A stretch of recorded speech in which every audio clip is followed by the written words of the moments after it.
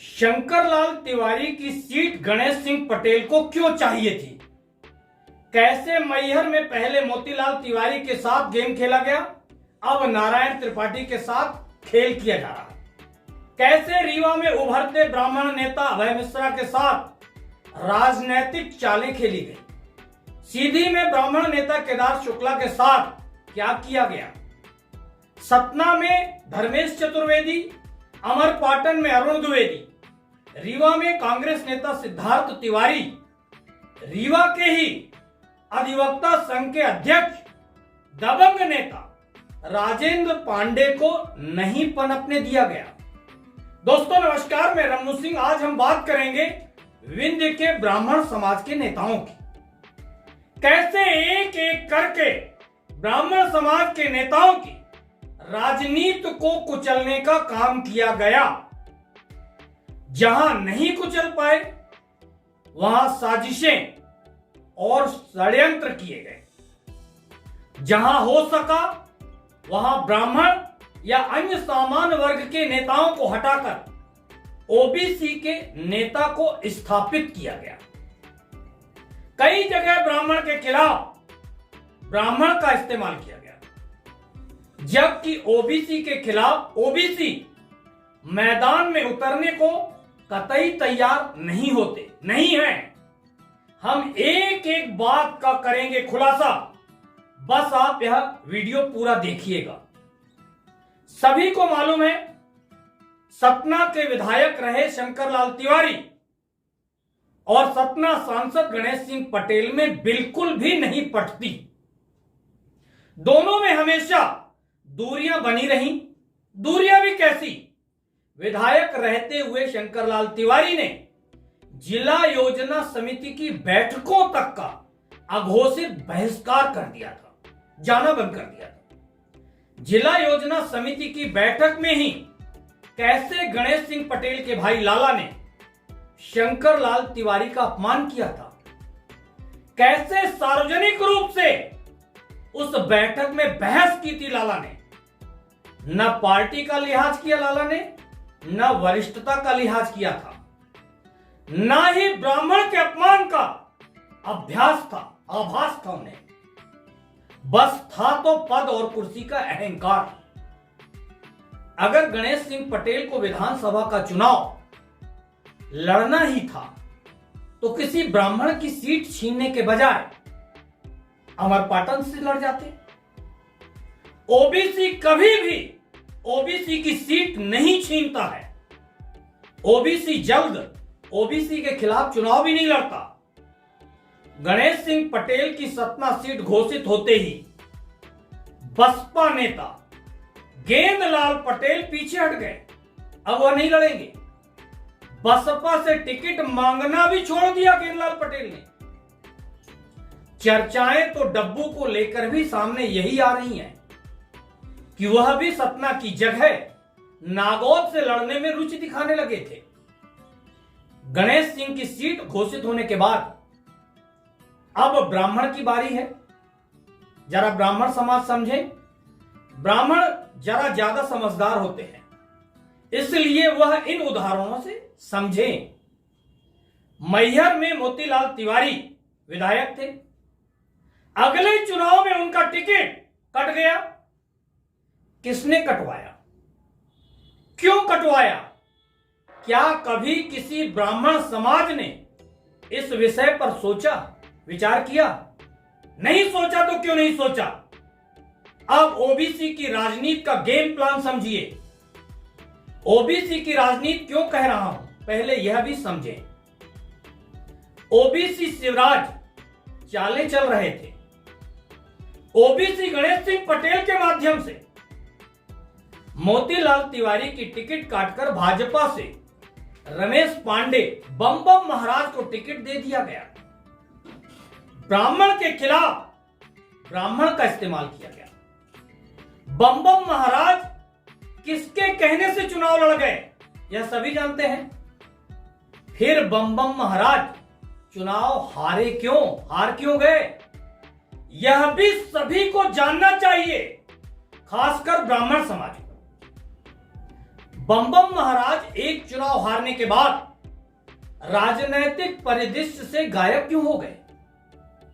मगर राजनीति तो मोतीलाल तिवारी की खत्म कर दी गई, जो मकसद था। चलिए, मैहर की चर्चा चल ही रही है तो नारायण त्रिपाठी की भी बात कर ले। नारायण त्रिपाठी लोकसभा चुनाव के ऐन वक्त पर कांग्रेस छोड़ देते हैं और भारतीय जनता पार्टी में शामिल हो जाते हैं। नारायण त्रिपाठी क्यों पार्टियां बदलते हैं यह सभी जानते हैं, मगर अभी चर्चा हम इस बात की करते हैं कि नारायण त्रिपाठी के पार्टी बदलने से ओबीसी गणेश सिंह लोकसभा का चुनाव जीत जाते हैं और अजय सिंह राहुल चुनाव हार जाते हैं। मगर इस हार जीत से नारायण त्रिपाठी को क्या मिला? आज नारायण त्रिपाठी बीजेपी में भी नहीं है।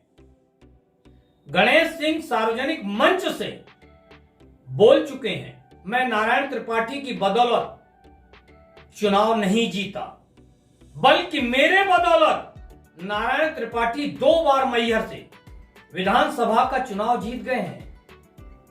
शायद इतने से भी ब्राह्मण समाज नहीं जागा तो फिर ब्राह्मण समाज जाने वह कब जागेगा। रीवा में ब्राह्मण नेता अभय मिश्रा उभरते हैं। अभय मिश्रा जिला पंचायत के अध्यक्ष बन जाते हैं और उनकी पत्नी नीलम मिश्रा विधायक बनती हैं। फिर अभय मिश्रा के पीछे पड़ते हैं बीजेपी के राजेंद्र शुक्ला। अभय मिश्रा और राजेंद्र शुक्ला के बीच की अनबन तो सभी को पता है, मगर हमेशा मुंह में महाउर चुप रहे जैसे रहने वाले शांत प्रवृत्ति के राजेंद्र शुक्ला, जो कभी मुंह नहीं खोलते, अभय मिश्रा को लेकर इतने अशांत क्यों हो गए? क्या कभी किसी ने सोचा है? राजेंद्र शुक्ला किसी ऊपरी नेता के मोहरे हैं, उनकी चाल से यह सब होता गया। यहां पर भी ब्राह्मण के खिलाफ ब्राह्मण का इस्तेमाल किया गया। सीधी के दिग्गज बीजेपी नेता केदार शुक्ला का टिकट काट दिया गया और सांसद रीति पाठक को सीधी से टिकट दे दिया गया है। यहां भी ब्राह्मण के खिलाफ ब्राह्मण का इस्तेमाल हुआ, जबकि रीति पाठक को कांग्रेस के राष्ट्रीय नेता कमलेश्वर पटेल के खिलाफ सिहावल विधानसभा से भी लाया जा सकता था। नहीं, कमलेश्वर पटेल का जीतना जरूरी है, भले वह कांग्रेस में है। अभी भी समझ में ना आया हो तो कुछ और तर्क दे रहा हूं। अमरपाटन में दबंग नेता के रूप में अरुण द्विवेदी उभरे, उन्हें विधानसभा का टिकट दिया जा रहा था, टिकट मिलने जा रहा था। अरुण द्विवेदी ने मुझे व्यक्तिगत रूप से बताया कि खुद शिवराज ने उनसे कहा, एक बार रामखिलावन पटेल को जिताओ, अगली बार टिकट आपको देंगे। वह शिवराज सिंह चौहान की बात मान गए। अगली बार अरुण को क्या मिला आप सभी जानते हैं। रामखिलावन पटेल बीएसपी से बीजेपी में आते हैं और मंत्री बना दिए जाते हैं। समझिए शिवराज का ओबीसी प्रेम। सतना के धर्मेश चतुर्वेदी बीएसपी से विधानसभा का चुनाव लड़ते हैं और चुनाव के बाद वह कांग्रेस में चले जाते हैं, कांग्रेस में शामिल हो जाते हैं। अरविंद मेनन से लेकर शिवराज तक शर्त रखते हैं धर्मेश चतुर्वेदी के सामने कि आप लोकसभा में गणेश सिंह पटेल को जिताओ और लाल बत्ती पाओ। गणेश सिंह तो लोकसभा जीत गए, धर्मेश चतुर्वेदी को लाल बत्ती तो क्या बुझी हुई बत्ती तक नहीं दी गई। रीवा में अधिवक्ता संघ के अध्यक्ष हैं राजेंद्र पांडे, बड़े दबंग नेता हैं। युवा अवस्था से ही वह काफी दबंग नेता बनकर सामने आए, मगर टिकट न देकर उनकी राजनीति, उनके राजनीतिक कैरियर को समाप्त कर दिया गया। मैं यह कुछ चुनिंदा नाम आपके सामने रखा हूं, ऐसे अनेकों उदाहरण हैं। सतना नगर निगम चुनाव में शारदा तिवारी का टिकट किसने काटा, यह बात भी सभी जानते हैं। शारदा तिवारी का टिकट काटकर उनके वार्ड से पवन पांडे को टिकट दिया गया। शारदा तिवारी निर्दलीय चुनाव जीत गए, मगर राजनीतिक चाल देखिए, वार्ड तक के चुनाव में ब्राह्मण के खिलाफ ब्राह्मण का इस्तेमाल किया गया।